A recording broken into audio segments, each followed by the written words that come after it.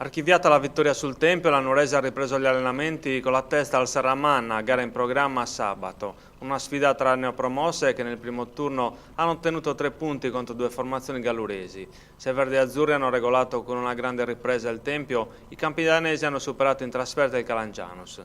E questa vittoria ha fatto suonare il campanello d'allarme tra i verdi e azzurri che si troveranno di fronte a una formazione che, seppur ha come obiettivo finale la salvezza, vuole fare subito punti per raggiungere una posizione di tranquillità.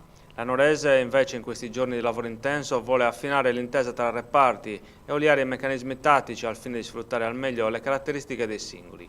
Finora il tecnico Bernardo Mereu ha schierato una squadra base con poche modifiche determinate soprattutto da squalifiche e infortuni.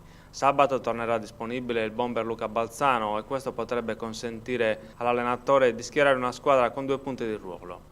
In ogni caso, Bernardo Mereu, sia contro il Taloro che contro il Tempio, ha cambiato la squadra in corsa ottenendo i risultati attesi.